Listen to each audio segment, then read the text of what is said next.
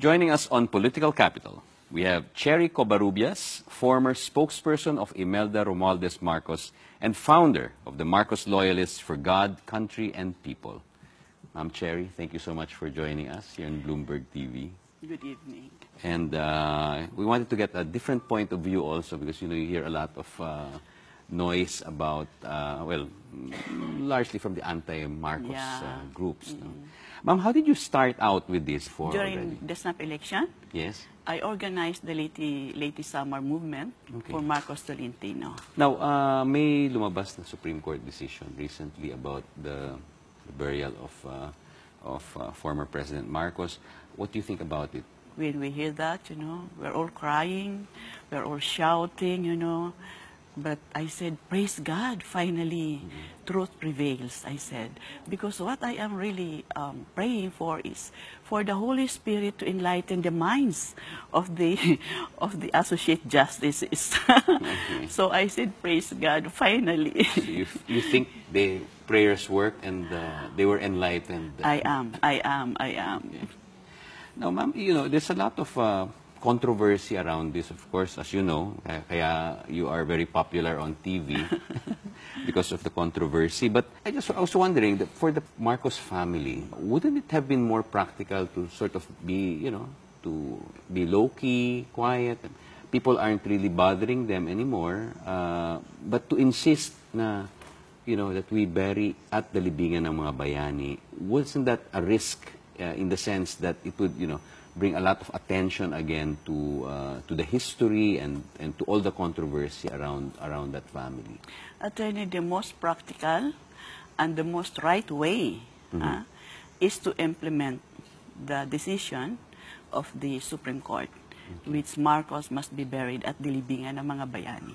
Yun yung tama. Okay. But how about the people of Ilocos? Didn't they want President Marcos to remain in Ilocos? Alam mo, sa pagmamahal nila talaga kay Marcos, gusto rin nila doon. Basta kung ano especially na nagkaroon ng kaso dito nga sa Supreme Court. So, gusto nila na sa libingan ng mga bayani na rin. Okay. Ngayon, ang libingan ng mga bayani, of course, it's a pantheon, no, for supposedly for our heroes. Yeah. But it is also supposedly a courtesy accorded to past presidents of the Republic. Do you actually consider President Marcos as a hero? Yes, yes. You think he's a hero? Number one, especially when Marcos declared martial law, ako ang unang nagsasalita nito. The best thing that ever happened to our country was when Marcos declared martial law. Okay. Because I was you think martial law was a good thing? Yeah, because I was still a student that time, no? So, naintindihan ko yung kasaysayan, especially that was at the height of the Cold War. Tapos, yung bombing sa Plaza Miranda, yung mga armas na nahuhuli, no? At saka yung pagpasok ng mga leftists doon sa armory, sa PNA. So, lahat ng kaguluhan na yan, tapos there is anarchy in the street.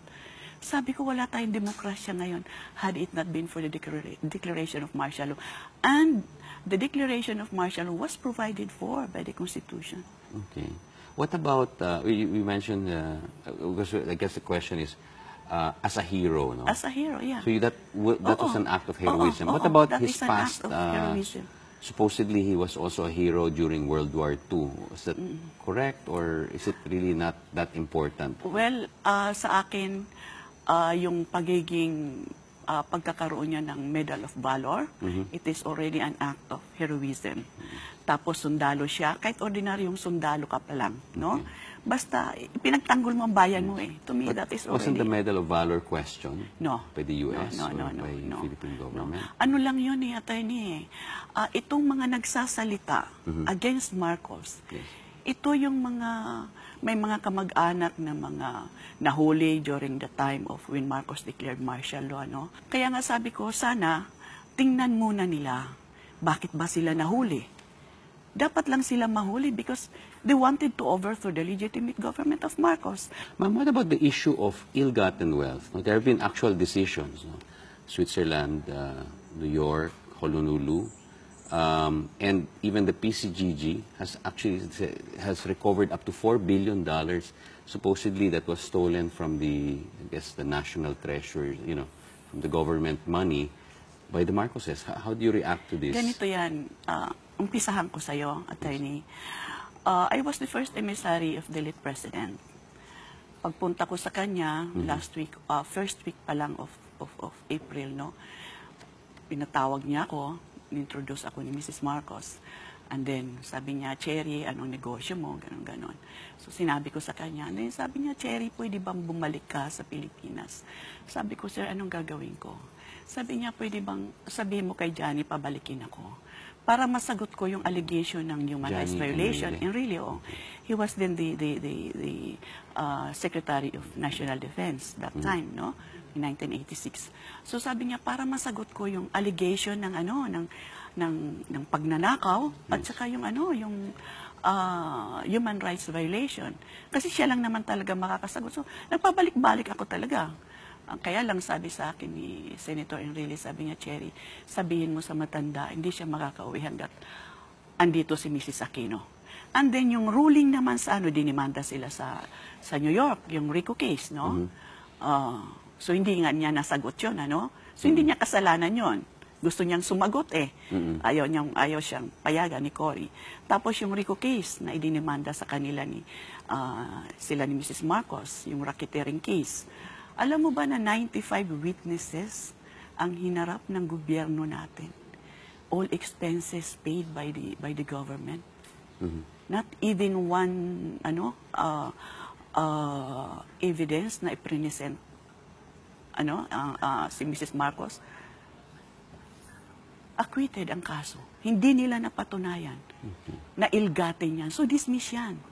Kaya nga nakauwi sila dito So, hindi yan ilgatin. Former President Marcos was never convicted, no? Was as a never criminal. convicted, yeah. But I guess he was ousted, no? He had to leave and died in exile because of the EDSA revolution. Does that also speak that he was sort of indicted in a way, and that the people had actually decided that they did not want him, that because of the wrongs that are alleged that he did? Alam mo, yun nga ang masama, attorney. Ikaw, abogado ka. Hindi po pwede puro allegation Yes.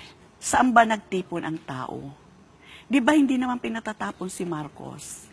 Nagkudita lang. Okay. Kasi mahuhuli yung Ram Boys, di ba? So nag-ipon sila doon sa Krami, di ba? Tapos huli na nga dumating din si former President Ramos, di ba? Yun naman ang katotohanan Pagkatapos ngayon humingi ng tulong na si Senator Enrile, no, kay Cardinal Sin, nagtawag na si Cardinal Sin, tapos yung Atom, yung alam mo naman, anti-Marcos, naghakot na sila ng tao. I was also nung gabi, I was also in EDSA. Hindi yun people power. Okay. At saka ilan lang ba yung nandoon na tao? Kaya lang, sabi nga nung isang foreign journalist, sabi niya, if only the Filipino people will be Christian enough, sabi nila, makikita nila ang kadakilaan ni Marcos na mas ginusto pa niya na umalis kaysa mag-away. Mantakin mo yan kung pag nag-away yan. Bloodshed yan. Well, now, ma'am, you have this decision, Supreme Court. What's next step? Ilibing na. Ilibing na. Ilibing na. Kailan po? What is the Ayun lang, timetable? hindi namin alam. You don't have Kasi that. sa pamilya naman yun. Okay. Now, before we go, I was just wondering, aren't you worried, no, you and your group, the two things, no? One is that i-barricade, or there might be some people action that will prevent you from going in. And the other one is, if you're successful in burying President Marcos, he might become the victim of or the target of vandalism.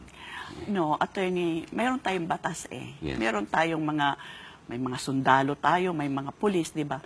So, sino ang gagawa nito? Yung mga anti-Marcos.